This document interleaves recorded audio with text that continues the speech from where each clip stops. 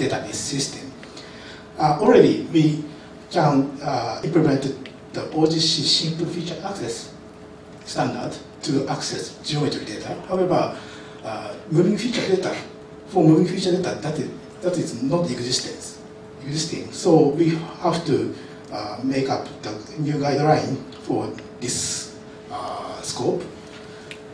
So we now developing this specification for this layer. This is several example. Generally, very basic access method is to retrieve the information of trajectory itself, like this. We can get a point at time this t and the velocity. That trajectory information should be retrieved using this access API. And another type is the relation. For example, the trajectory move to one zone and entering one zone or leaving from the zone, which you have to calculate the number of people into this zone. So the relation between trajectory and geometry is very important for analysis. So this should be listed in standard. Another case is the relation between two trajectories. One trajectory is approaching or another side move same direction and so on. We have to calculate the trajectory tendency between several trajectories. This type of method is needed also. Okay, then I summarize my presentation. Moving feature, that is location data and trajectory data of people or vehicle and so on. Many things move in the field. The trajectory data is very general information. So we have to encode this type of data using common format. So and then we can integrate many information to same database system and analysis. So we can find many information to improve ourselves, our facility management and so on. This information is very useful for us. So we propose the moving feature encoding standard to encourage such activities. The compatibility and also the data sizes are considered to develop this standard. And now we are proposing a spatial temporal data access method list guideline. So this is named moving feature access. This will be standard. So this moving feature access will help for many use cases of moving feature analysis, I think. Okay, then I would like to conclude my presentation here. Thank you for attention.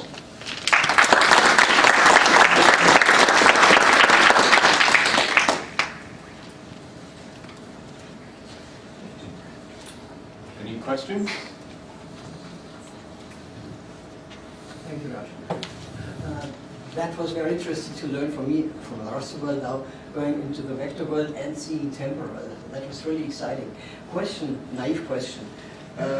Is that close to the web feature service? Could the web feature service enhance in a very simple way with a time parameter? Or do you say you need some extra service quality? Yes.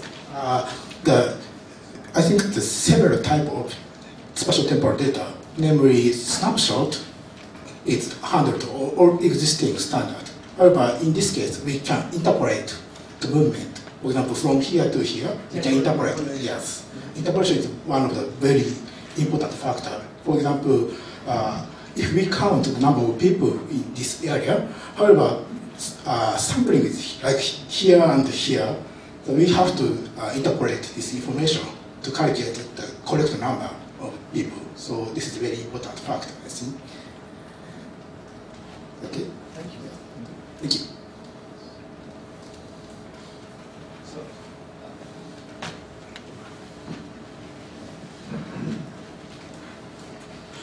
So just to follow up with that question, so have you looked at OFS 2.0, which I know supports a lot of temporal data, temporal joints, etc., to see how easy it will be to implement that in OFS 2.0 moving features?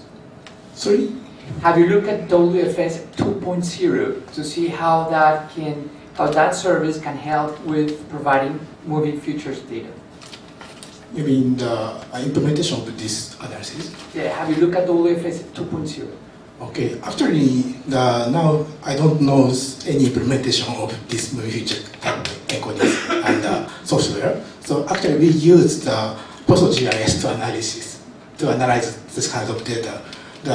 Generally, the moving feature trajectory is line story. Another was path of trajectory. So we can encode the trajectory data as line story curve. So then, generally, we convert trajectory data to curve data, and we can use existing special analysis. Is it okay? Okay, thank you. Thank you. There's some really nice applications in terms of optimization of the arena, the forum you had, and so forth, of those flows of pedestrians and things like that, which seem to have mostly have a paradigm kind of taking the historic data and then analysing it and replanning. How much work have you done, or how much have you looked at that kind of optimization happening in real time to identify issues or say flow of pedestrians build up in say disaster or resilient situations? Okay, so I think you mean how can we find this kind of knowledge? Is it okay? Yeah. So have you done any work trying to do that kind of optimization almost like in real time as the data builds up? That is a very, very difficult problem because generally we have to do trial and error. So we have to implement this system to access easy and try and error and try and error. So this is neat. Actually, we discussed the planner of layout planner. The expert is working for this exhibitions event. So we discuss with them to improve the management, to improve the layout. So in that case, we calculate many statistics of this moving feature and visualize and discuss with them and improve this layout. Finally, we get this knowledge. The discussion is very important. So to encourage discussion, we need visualization and many easy statistics calculation. So this is a very important factor, I think. Thank you.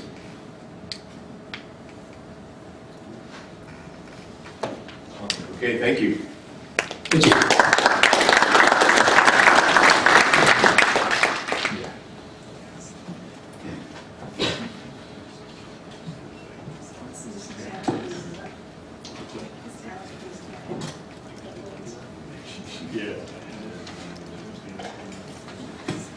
So the final talk in our track on analysis is from Rose Winterton from Pitney Bowes.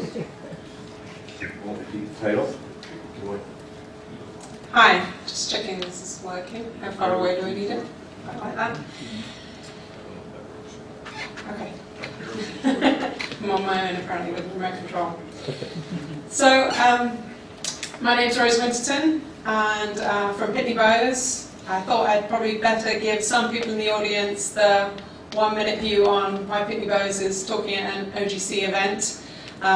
Pitney Bowes obviously better known for mailing systems, for postage meters, for large kinds of machines like inserters that sit in people's offices.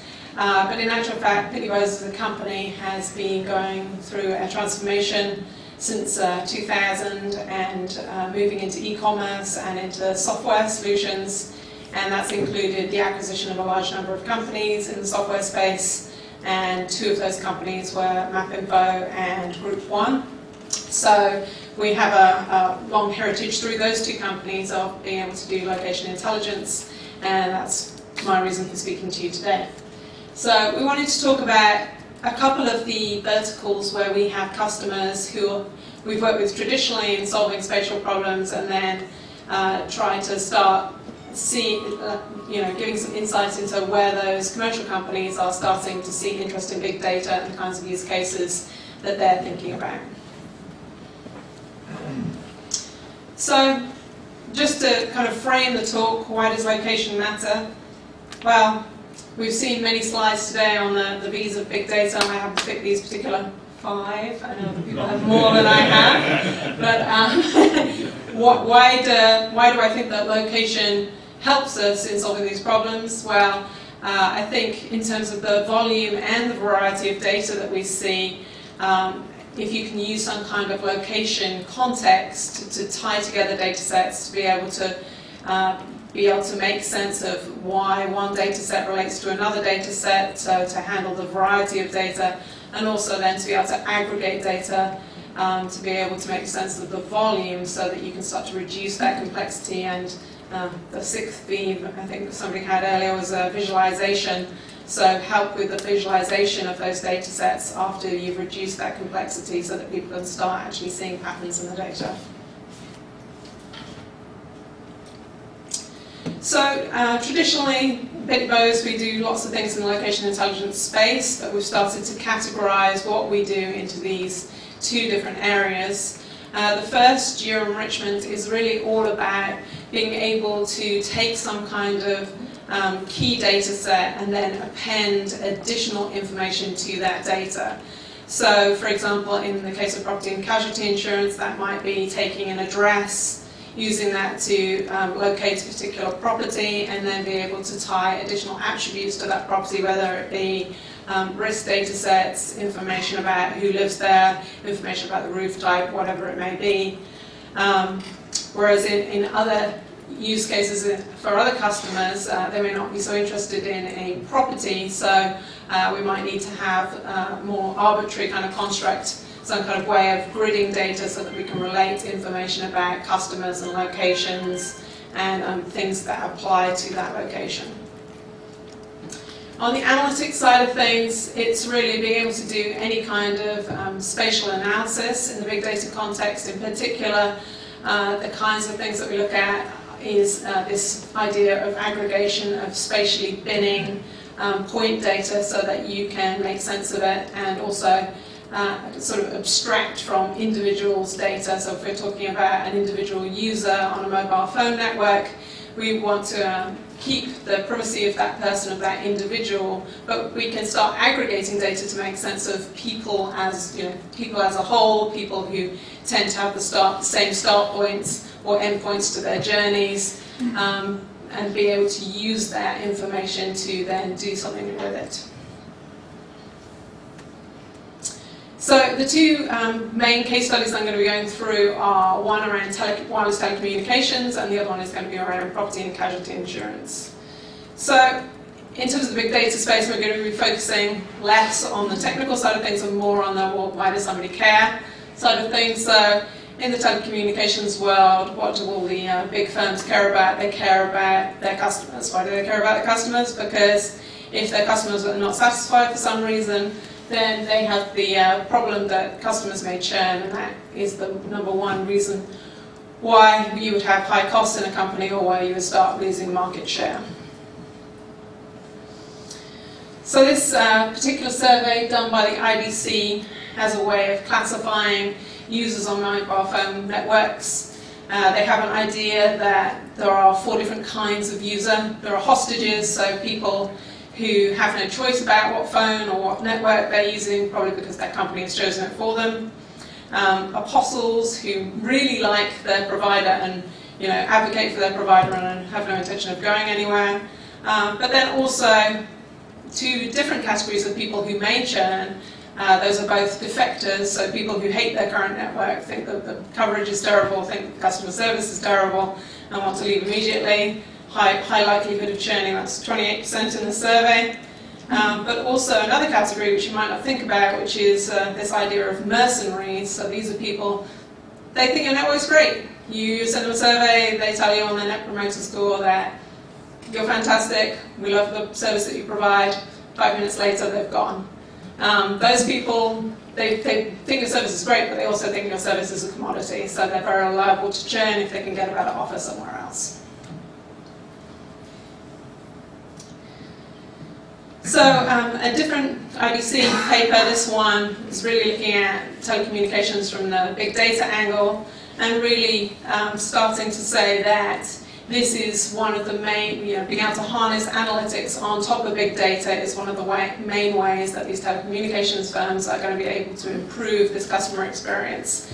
That may be through optimizing the network, it may be through being able to provide a better service to those customers, it may be through being able to monetize the data assets and sell them on in a different way to create new revenue streams through new products. So probably one of I'm having the same problems that most people are having. So one of the new ways in which telecommunications companies are going to be able to differentiate is really who is able to best drive their businesses through use of these big data assets that they have. So this slide is really just going through the ways in which you might want to start using a single big data repository